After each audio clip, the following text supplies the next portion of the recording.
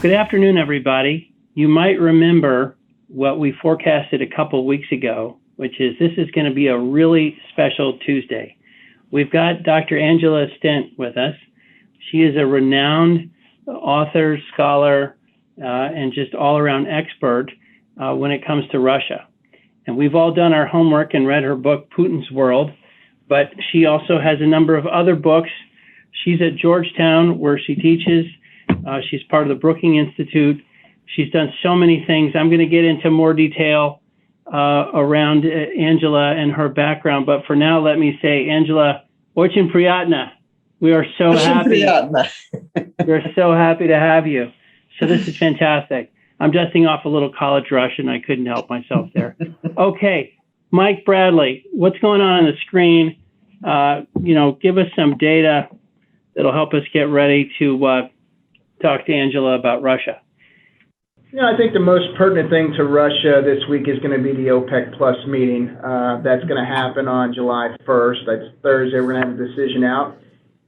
Kind of, walk you back to where we were a month ago. A month ago, the world was wondering what the OPEC was going to do with oil prices rising so quickly, and they did nothing. They held production where it was. That was a bit of surprise for people, and we've run crude up to high levels at this point in time. And we have a meeting coming up on Thursday, and the question is, what are they going to do then? And I think the market's gone from one of, hey, don't put any barrels onto the market, to one of the markets saying you need to put barrels onto the market. And, I think expectations now are that OPEC Plus is going to put 500,000 barrels onto the market. Remember, they typically are going by 500,000 barrels every month. So the consensus is now shifted to 500,000 barrels for August delivery. And, I think some are hoping that they might say something like 1 million barrels. I don't think that's going to be the case, but the range right now is probably 500,000 to 1 million barrels a day.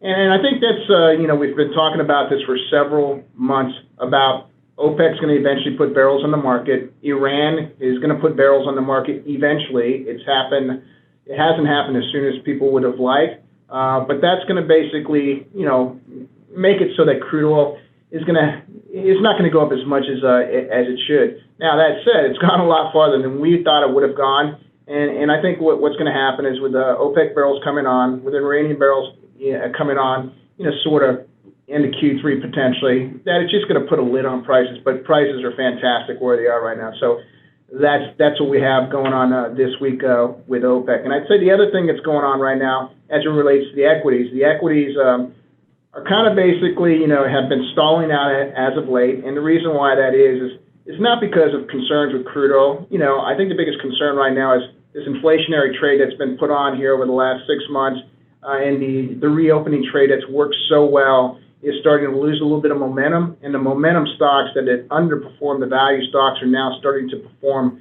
once again and take the lead. So that's put a little bit of a top on the value trade. But the way we look at it is things look fundamentally fine for crude oil. Time spreads near term have come off because barrels are going to be put on the market, but the long-dated time spreads look really good. The market looks really good. We're not looking to sell into this market. We're probably looking at buying on pullbacks. So we'll leave it at that. Okay. Well, Matt, what would you add to Mike's thoughts or forecasts, or just what do you perceive is happening right now? Yeah, Maynard, I think Mike hit it on the head. We're taking just a healthy breather here on the equity side of things. But quite frankly, as we continue to roll strip through the models, a lot of the equities do screen quite attractive on 2022 metrics. And I think as we continue to see return of capital increasing into 2022, especially from the upstream industry, the equities could continue to move higher here. So it's a healthy pause in the macro and a healthy pause on the equity front as things start to base moving into 2022. Wanted to touch on natural gas. It's been a favorite topic for us for the last 6 months. Coming into the year, we were expecting natural gas prices to move materially higher in 2021 and 2022. And either through luck or through forecasting, we've actually seen those price moves now. So what's effectively happened is, one, the market has remained weather-adjusted undersupplied, and really what has been driving that is a lack of growth in the U.S. So if you look at associated gas streams year to date, they're essentially flat. And then in the last few weeks, we've actually seen a little bit of a pullback in dry gas production. The Haynesville has been pulling back a little bit here, which has been helpful, although we do expect production in the Haynesville specifically to march about 300 to 400 million a day higher between now and year end. And then it's really been a story about demand, as we've been talking about over the last couple of months. LNG demand remains extremely robust. European storage levels are 23% below the 5-year average, and that's effectively pulling as much gas as possible out of the U.S. So currently we are expecting LNG shipments to move back towards about 11 BCF a day. And then we have Sabine Pass 6 coming on towards the end of the year, which will actually increase LNG demand heading into the winter. What does that all mean for price? We think the market has reached a pretty good price level in terms of the front end of the curve. As we talked about, we were expecting 325 to 350. This morning, we got as high as 380 before things fell back a bit. The winter curve is where we've been most constructive on the commodity, looking for a $4 winter print. That actually has started to emerge as well. So effectively, the next 6 months or so on natural gas look pretty fairly priced. And then the big move, which has been helping the equities over the last few months, is the 2022 curve has been moving higher. As a reminder, we were expecting 2022 natural gas to be around 325 to 350. We've seen the curve move to that 320 level. I think 2022 is going to be a story of two halves. In the first half of the year, the commodity still looks very constructive. We're not going to have a huge amount of supply added in the first quarter, but as those oil rigs and the gas rigs continue to pick up, we are expecting a very much material supply response, which isn't going to be met with a lot of incremental LNG demand, as we only have one additional train coming on next year. So the punchline for us is we still remain constructive on the curve, but the curve looks pretty fairly valued here. And I think that's probably going to start to put a bit of a lid on the equities themselves as well, because a lot of these stocks still do tend to trade with momentum on the macro backdrop. That being said, overall, the commodity price is extremely healthy. Returns are quite high. The industry is delevering very rapidly. And I think for the gas companies in particular, heading into 2022 and 2023, they'll be able to join the party as it relates to returning capital to shareholders, which has been a big boon for the oil companies that have just gotten there a little bit faster with that delevering process. I don't know if you guys compared notes, but Mike used the word lid. Matt used the word lid. Colin, are you planning on using the word lid in your discussion today? With this bald dome, summer equals lid in my world, especially when I go to Cape League baseball. So there you go. All right. What do you got this week, buddy? We've been tracking 5 items ripped from the headlines. Take a look at this. June 29th, 2021, Russia and natural gas. This picks up on what Matt was just talking about with the fundamental balance for gas in Europe being so tight. Gazprom, Tuesday of this week, again has skipped Ukraine's monthly gas auction, opting not to book extra transit capacity through Ukraine. So what's the lesson here? Well, obviously, Europe's dependent on Russian gas, remains very much an active lever in geosecurity. And I'm sure Dr. Stent will have much to instruct us on about that. Number 2, last Wednesday, June 23rd, U.S. and solar.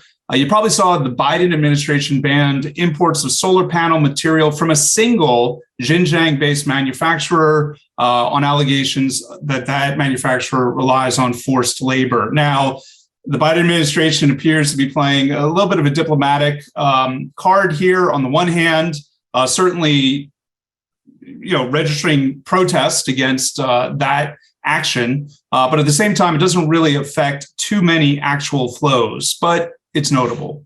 Number 3, May 28th, China and nuclear. For 2 minutes, an experimental fusion reactor in Hefei is the hottest object in Earth's solar system. This plasma was actually heated to 160 million degrees Celsius for just under 2 minutes. It was hotter than the sun. So what are the lessons here in number 2 and number 3? Well, number 2, the Biden administration is telling us that a solar company has failed an ESG test, not just on one element, but all 3, on the environmental sleeve, the social sleeve, and also on the governance sleeve. On the China and nuclear side, here we have disruption. And so a reminder that we may very well find that renewables or next generation clean energy may have less to do with solar on the margin and more to deal with nuclear and other competitors.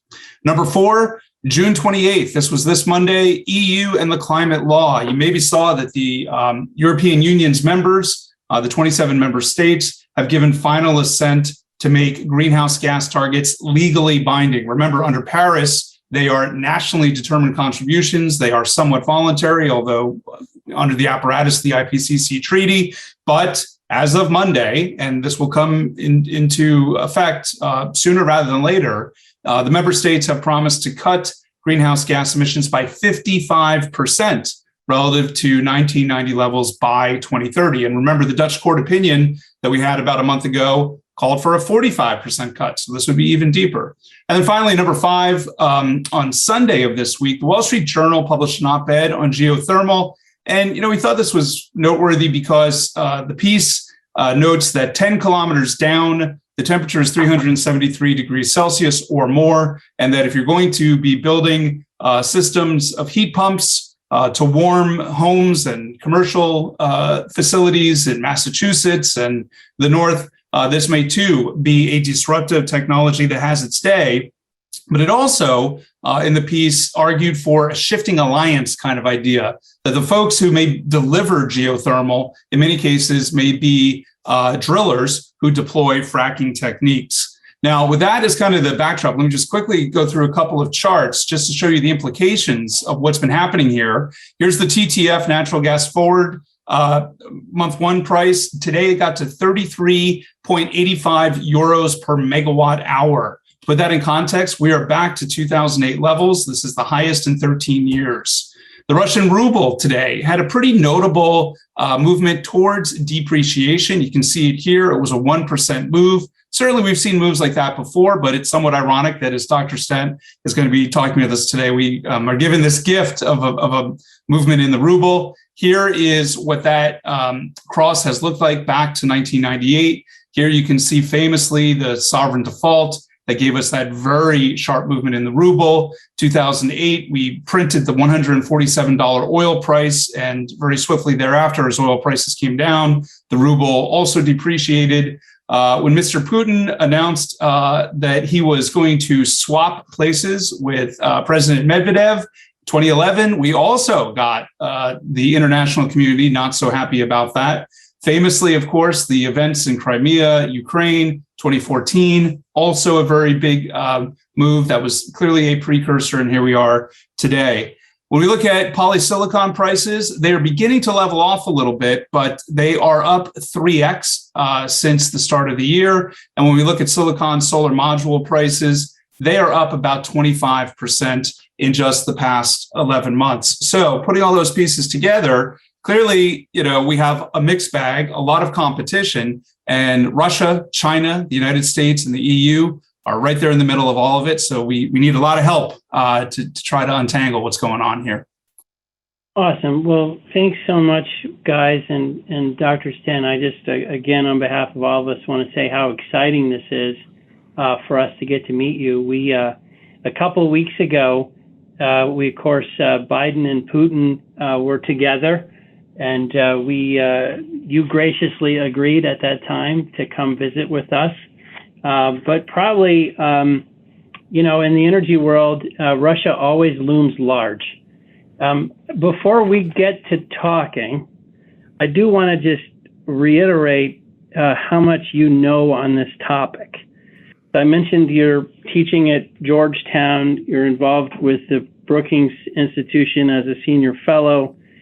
You were a national intelligence officer for Russia and Eurasia at the National Intelligence Council. You were in the Office of Policy Planning at the State Department. You've written many, many books and papers on all the various things happening with Russia over the years. You're on the senior advisory panel at NATO. And you were at the Cambridge, London School of Economics, Harvard blend. So again, we're so excited. Where should we start this conversation? I think all of us think we know Putin.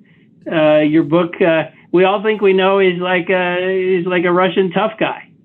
But your book illustrates he's a lot more than that. Russia's a lot more than that. We need to get away from stereotypes and understand these things better. But welcome. What would you tell our energy world that we need to better appreciate about Mr. Putin and Russia? Well, first of all, again, thank you very much for having me on. I would say, I think a lot of people tend to look at Russia. We know that it's still an energy superpower, but they tend to look at the economy. You just talked about the falling ruble. Russia is now into a catastrophic third wave of COVID, even though they have very aggressive vaccination diplomacy. Their own population doesn't want to take their vaccines. 13% of the population have been vaccinated. So we look at that. We look at an economy that it muddles along, but it really is very highly dependent on revenues from hydrocarbons, and it's fine when those prices are high, but when they're not high, and we look at last year, of course, at the height of the first wave of the pandemic, which was pretty catastrophic for Russia when they got in this oil war with Saudi Arabia. So people look at all of that, and they look at the demographic situation, and they say, Russia has a declining population, particularly in the Russian Far East, near to China. It's rapidly depopulating. So this is probably, people say, a country in decline. And I think when people say that, I think we underestimate the extent to which under President Putin, he has, played the weak hand that he has very well. He's been in power for, 21 years now. And Russia really is still a force globally. It's largely because of its energy resources. It's because of its size, largest country on the earth. It borders, I think, 14 different countries, so it can project power quite easily, at least in its neighborhood. And it does have, its military has recovered since the nadir in the 1990s. It can project power, into the Middle East, into its neighborhood, and it can disrupt. It's disrupted American interests in Venezuela. It's now very active, of course, in Africa. So it really has, I think, powers that people maybe underestimate. And so you have to put that all together. A country where the economic fundamentals are weak, because you have a regime that doesn't want to modernize the economy because they've done so well on the rents from oil and gas, and they have vested interests in this. And yet, Russia is a power on the world stage. And I think from President Putin's point of view, probably the best thing that President Biden said before they met was that he was a worthy adversary. Because from Putin's point of view, that means that, yes, Russia's an adversary, but he's worthy. It's the respectful tone, and then it's the U.S. president sitting down with him. Do you think, Professor Stent, it seems like the persona of Putin, you see these things where he's playing hockey or he's riding on a horse with a shirt off. Like, is he really the tough guy, or is he deliberately planning these images, or is it a little bit of both? Or talk to us about Putin, the person, and how that tends to guide some of his actions. So you have to go back to his childhood. So he grew up just after the end of World War II in Leningrad. Leningrad had been the subject of a 1,000-day siege by the Nazis. A million people perished, starvation, illness. So it had come out of a very brutal, the war was very brutal, and particularly in Leningrad. He grew up in a communal apartment, which was common in that time, with parents that didn't have very much money. And apparently, it was a hard-scrabble childhood. He was bullied. He was short. He was bullied. It didn't look very auspicious. And then, interestingly enough, he discovered judo, or it's actually a Russian version of it's called sambo, but it's akin to judo, martial arts. And he began to excel in that. And in fact, in my book, I have a picture of him in the Leningrad Evening News from 1976, when he was 24. He was the judo champion of Leningrad.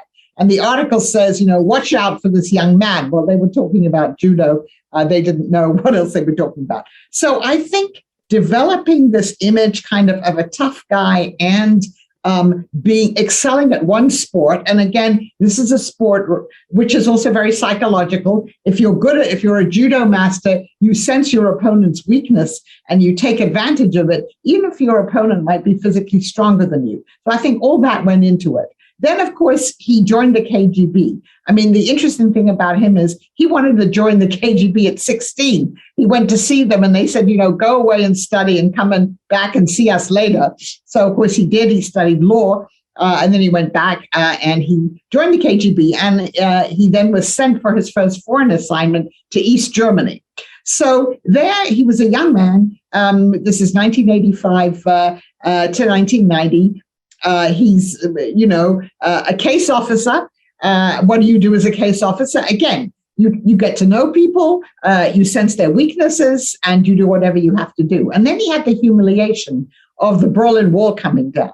And when the wall came down, he was in Dresden, which was a provincial city, a beautiful city in East Germany. And he had the mob of angry people. The KGB was co-located with the East German secret police, the Stasi. He sort of had the mob coming there. They demanded to see their files. And he tells the story in this autobiographical essay of him staying up all night with his colleagues in this office building, desperately trying to burn all these documents. And then the furnace blew up. So humiliating.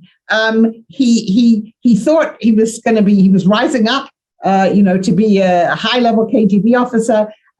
He's humiliated. He has to leave East Germany. He goes back to Leningrad, then it became St. Petersburg again, and he's out of work, and he finally finds a job in the mayor's office, being responsible for foreign economic contacts. So again, this is a man who has gone through this kind of humiliation. And the lessons, of course, he draws from that is that, as he said, the collapse of the Soviet Union was a great geopolitical catastrophe, and that, this shouldn't happen again.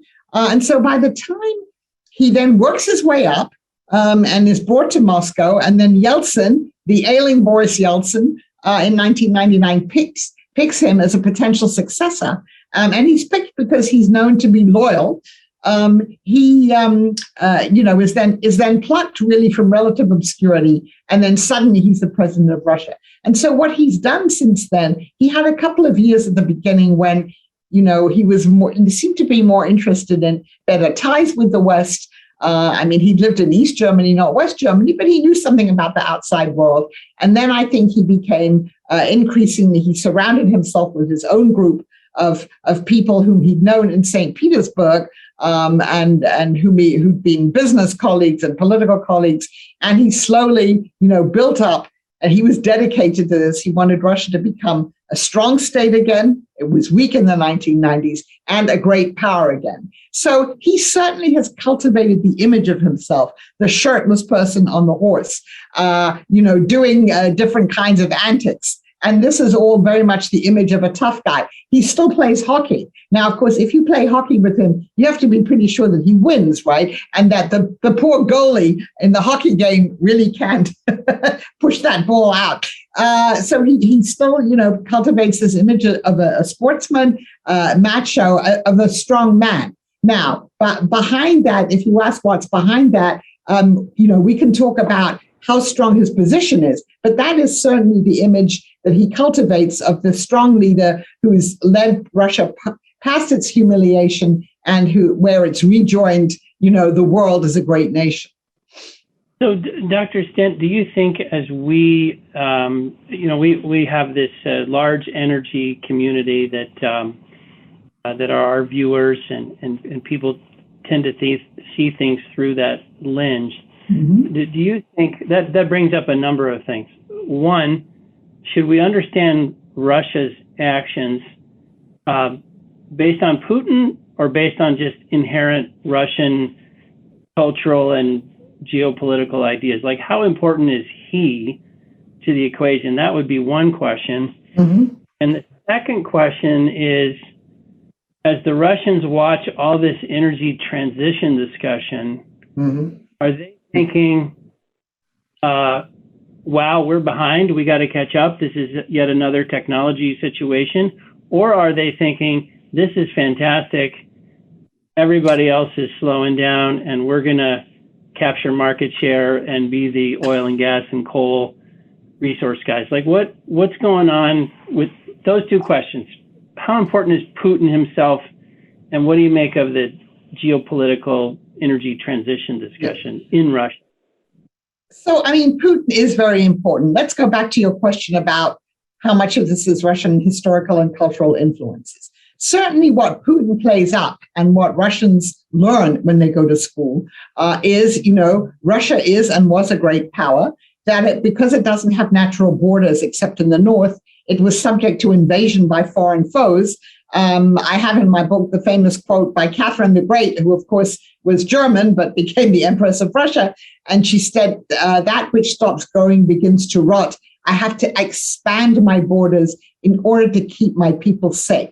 So this idea of kind of defensive expansionism is very much inherent in the Russian historical narrative. And you can, when you look at what's happening, say, between Russia and Ukraine, or Russia's attitude towards the post-Soviet states, a lot of that does go back, this feeling that the defense perimeter of Russia today is not the borders of the Russian Federation, but in fact the borders of the former Soviet Union. And then I think Russians do grow up believing that they are exceptional. Of course, Americans do as well, and that they have a unique Eurasian civilization, and that entitles them to, relations with different countries. They see the world and the drivers of world politics differently than people in the West do. So I think those things are all there.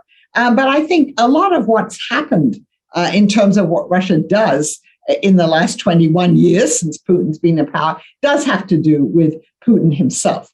And I think at some point, as I said, he wanted to reassert Russia as a great power. He has also, as time has gone by, and he hasn't undertaken the kind of domestic economic reforms that the more liberal economic reformers around him believe that he should do, it's then using foreign adventures and the foreign enemy, the United States. Again, this goes back a long time in Russian history, the Western enemy, using that as a way of distracting people's attention from the fact that their standard of living hasn't been rising. From 2000 to 2008, the first 8 years of his presidency, Russia did very well economically because oil prices were rising. And so it had 7% a year growth rates and things like that. So that was great. And the people made a bargain with him, all right, their political rights were whittled away, but their standard of living rose. That's not true anymore.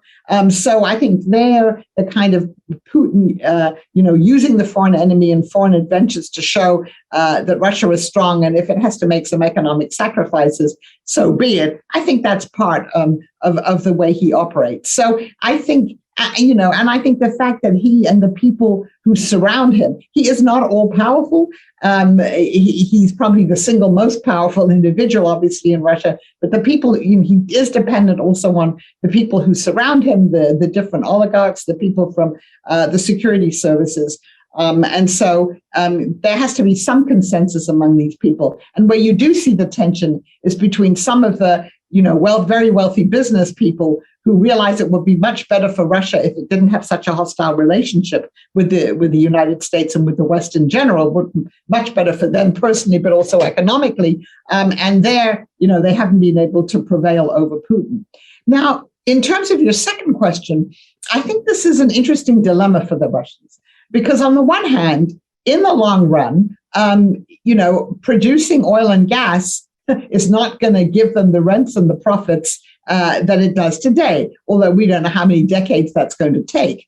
And gradually the demand for oil and gas clearly will fall, presumably, if people adhere to all of these new climate rules and they find alternative forms of energy. But I think you're quite right that on the other hand, the Russians look at this and say, fine, let all of these other companies go green and reduce, the production of hydrocarbons. We'll continue to do what we're doing because more people will want, our oil and gas. I find it interesting going back to the OPEC Plus meeting that, when this arrangement was first started, I believe it was in 2016, it was a bit tentative about how long it would last. And yet I hear that the Russians have now said that Putin himself said that this alliance is going to go on for another 15 years. So that will be very, very interesting to see whether that happens. So I think they see some opportunities there, but I think there's also a recognition among others that, this should put more pressure on Russia to think about modernizing its economy and moving away from such dependence on oil and gas revenues as part of their budget. How might Western energy people expect Putin and Russia to play the idea of the transition with that concept of Stalin knew Marx was wrong and the revolution wouldn't come? So what specifically do you think Putin sees and is going to play in the next couple of years? Yeah, so I'm going to go back to, in 2005, I attended a meeting. There's an annual meeting called the Valdai International Discussion Club, where they bring foreign experts on Russia to Russia, and we meet with Russian colleagues, we meet with different officials, and we always meet with Putin. And so at that particular session, it was on energy, and we traveled to Khanty-Mansiysk, where Yukos, the former Yukos company owned by Mikhail Khodorkovsky, had first been operating. And then, of course, it was taken over by Rosneft. And when we were there, it was only a couple of years afterwards. So people were still wearing hard hats where you could see that they pasted over the Yukos with Rosneft. Anyway, sort of the center of the Russian oil industry there. And I asked President Putin, is Russia an energy superpower? And he looked at me and he said, well, superpower is a very old-fashioned word because, it conjures up images of the Cold War. He said, but we have more oil and gas than anyone else in the world, and no one should underestimate that. So we went on and, in fact, gave the answer, yes, Russia's an energy superpower.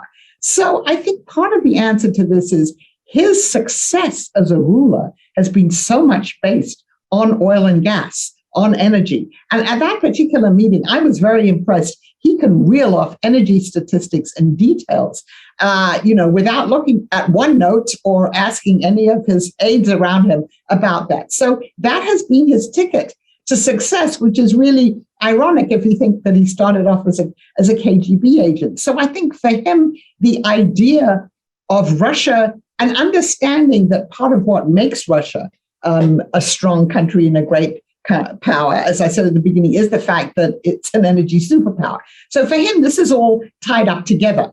And that's why for a very long time, or maybe is why for a very long time, he really denied anything about climate change. And he said things like, well, there's nothing wrong if it gets a little bit warmer and the growing season is longer and things like that. And of course, if you look at Russia, studies have shown that actually climate change does affect different parts of Russia differently because, again, it's the biggest country in the world and has so many different, climate there is different in different parts, vegetation, you've got deserts, you've got mountains, you've got things that are frozen all year. So the answer to that is that it does affect Russia differentially. Now, at some point, he had to acknowledge, and I guess that's because the way global politics is going. It could be partly because as Russia, grows closer to China, and China has, of course, acknowledged these issues and says that it's going to do what it needs to do in terms of global climate change. That Russia has now acknowledged it. Putin, of course, attended the virtual summit that President Biden had, and we know that Secretary Kerry has had some discussions with the Russians about that. So then, what do you do with it? And I think it would be very difficult for him to kind of adjust the idea of Russia, as a great leading, fully sovereign, more sovereign than other countries, power, and not admit that energy is such a core part of that. And it's not really energy, it's hydrocarbons, it's nuclear power too. And I guess that's another thing that Russia has been, it's now a major exporter of nuclear power plants, very actively doing that in all parts of the world. And so that is, again, part of, an energy transition where Russia can still play a very powerful role. But I think that, the order that he has built, the society he has built, he focuses so much on stability. I mean, he's changed the constitution so that he can stay in power till 2036. by which time he will have been in power a lot longer than Stalin was. It's so important to him. And so if you have to undergo a transition like that might threaten the kind of stable system he's built, I think that would be a very difficult thing for him to cope with. So I think one has to see, how quickly Russia moves in a direction that maybe embraces the transition, does something about it, because I think instinctually that would not be something that would come naturally to him.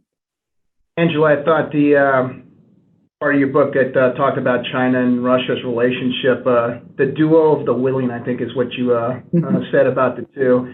And, you really talked about 3.5 centuries of these guys either being cooperation or conflict.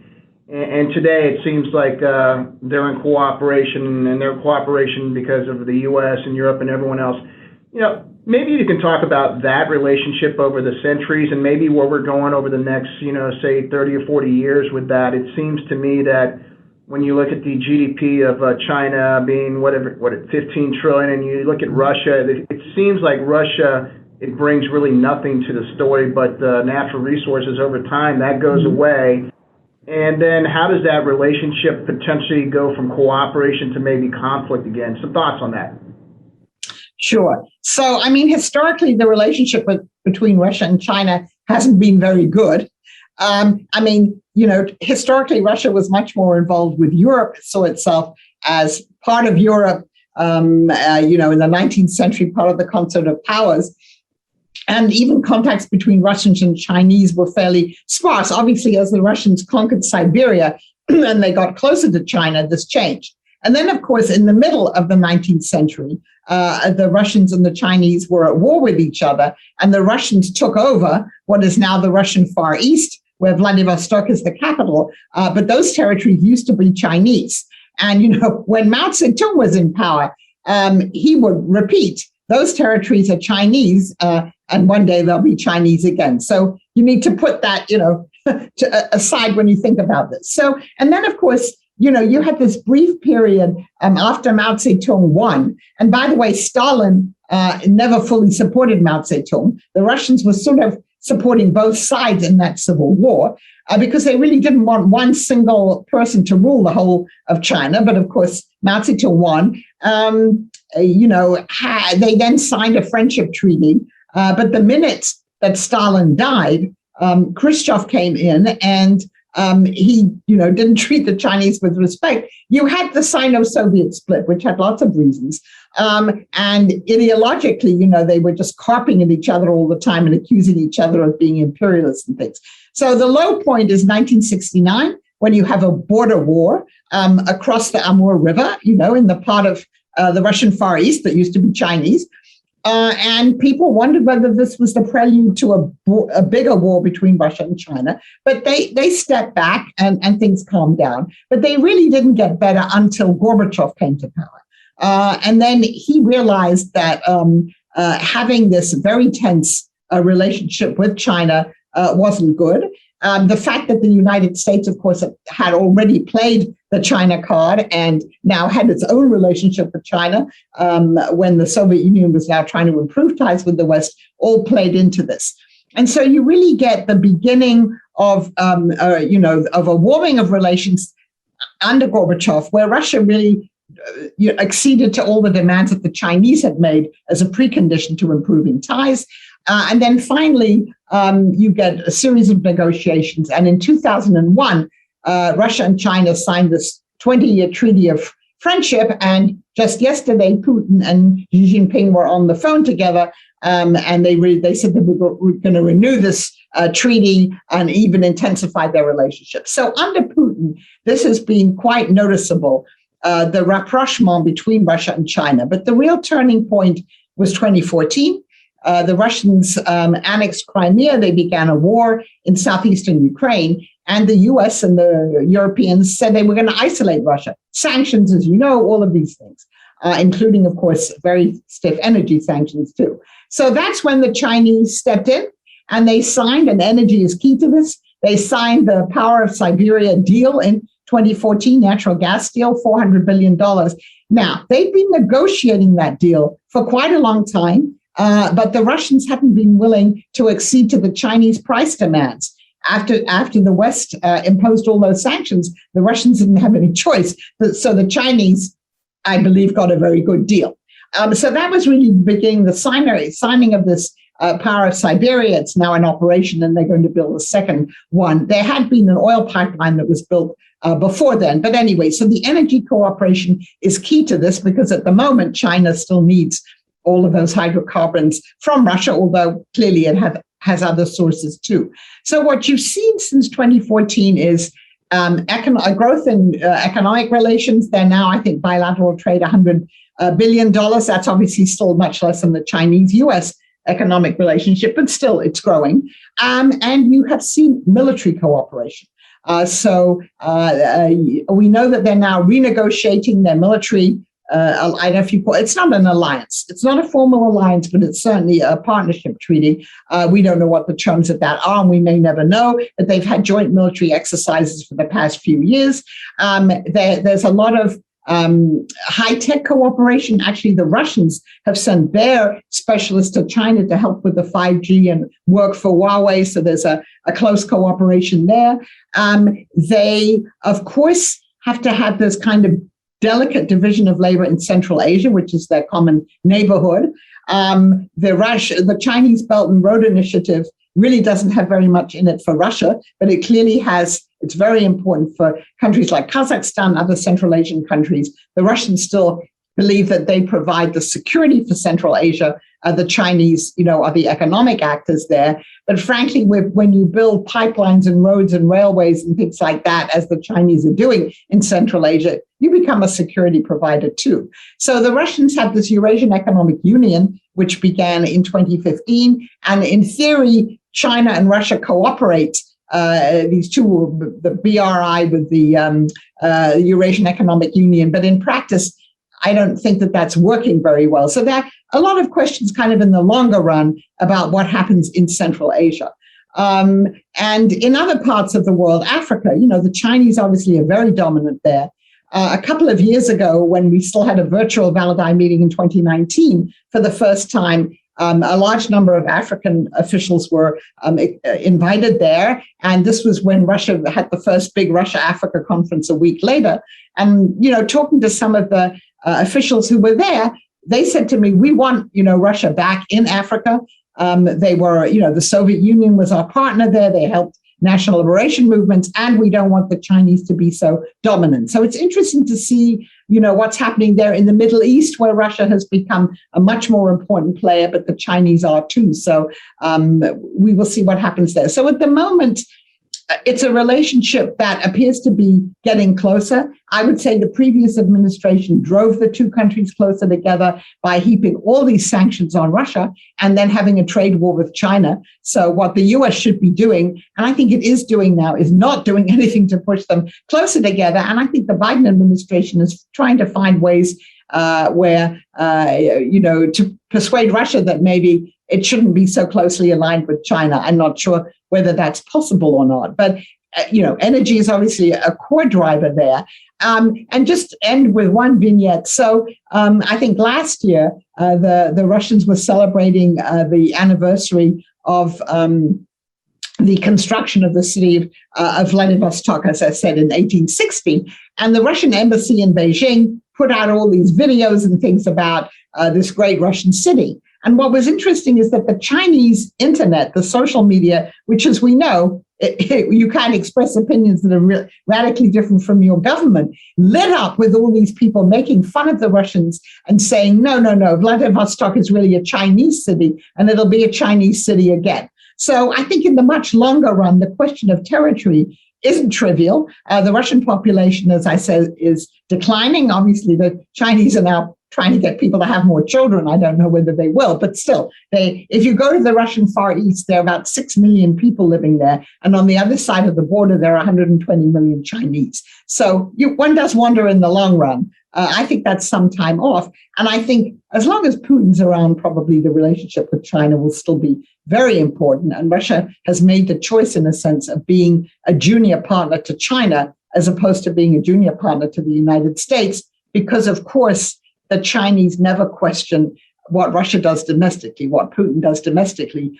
Xi Jinping calls Putin his best friend. The rhetoric is very extravagant. Even if you discount that, there is a kind of alliance of authoritarians there that keeps this relationship going too. So Dr. Stent, you just said something I think all our viewers would find interesting, which is in the classic Cold War setup, it was the U.S. versus the Soviet Union, and China was sort of the swing state. Mm-hmm. And now what you, I think, just painted a picture of is the U.S. versus China, and Russia is sort of becoming the swing state. Is that the way to think about it? Is that the right characterization? I mean, I think you have a good point there. I think the difference is, we, the U.S., to play the China card in the 1970s because China and Russia were antagonists.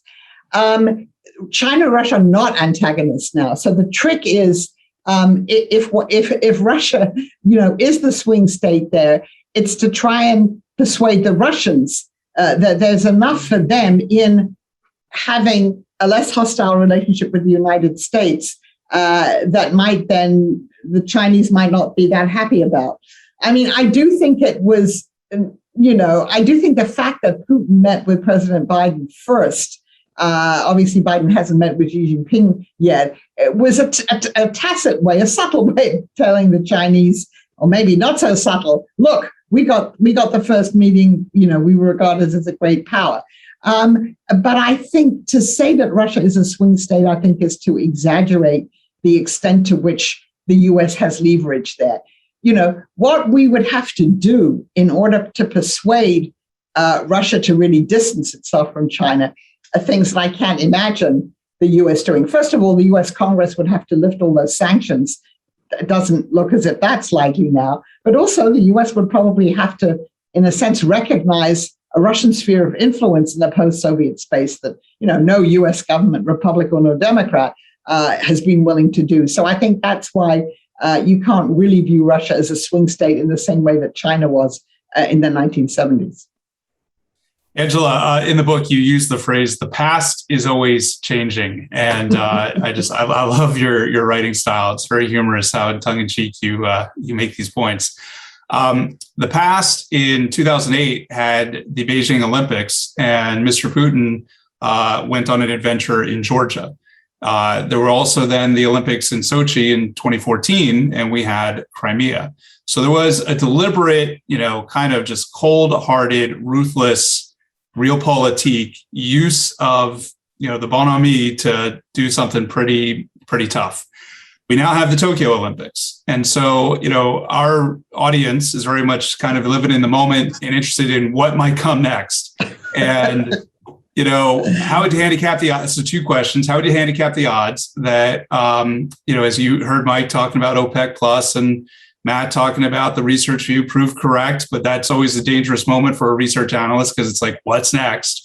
Do we have to worry about the OPEC Plus agreement fraying here because Putin sees that, hey, third time's a charm. Let's see what we can get during the Tokyo games. That's point 1. And point 2, even if he doesn't do that, you also use the phrase board of directors. So he's back on the board of directors. So is that changing how you think he might play the next couple of years? Because everybody knows Biden does not want to approve Nord Stream 2. So the United States is also playing a realistic, game of, we could fight this, but the Germans are going to want it anyway. So it's going to happen. So yes, it might look a little hypocritical, but we're playing the great game here again in some form. How has risk changed in your mind, kind of looking forward over the next couple of months?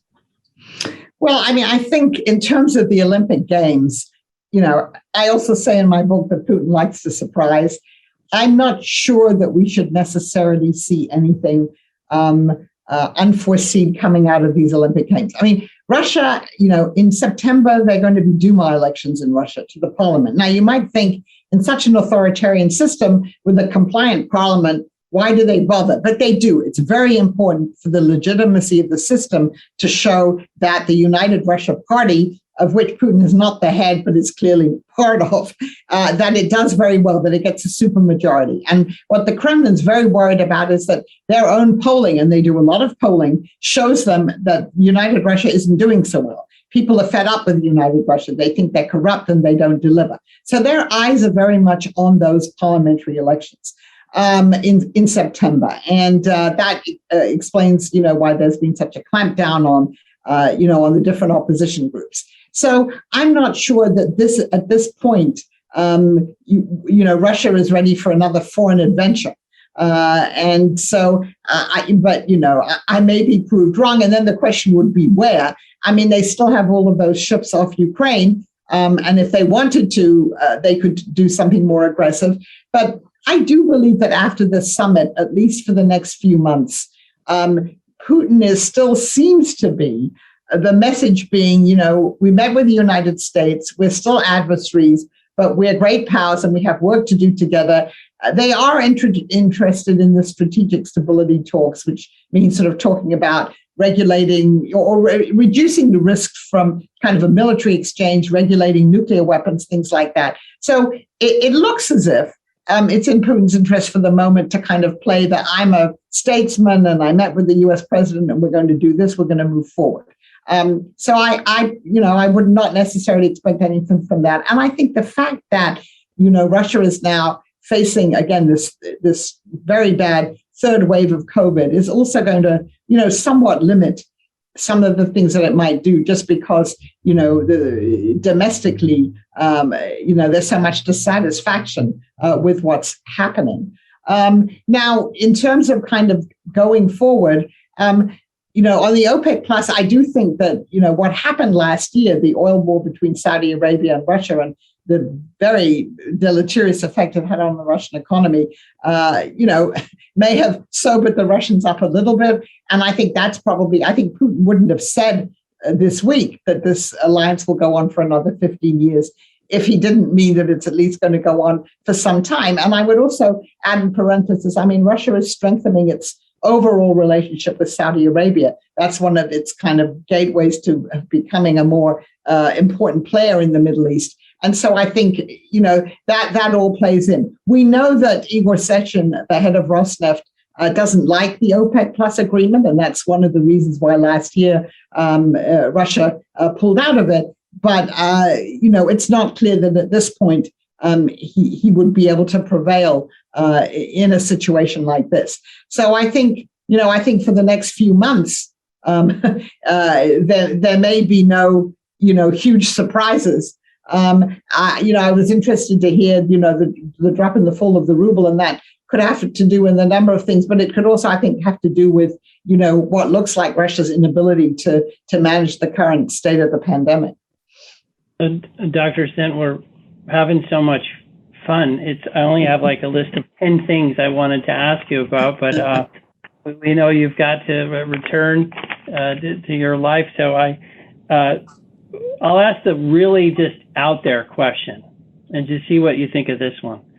So if I'm Putin and I really like my job and I really want Russia to be a world power, and I know at some level my popularity and the ability to influence the world depends on my economy. Mm-hmm.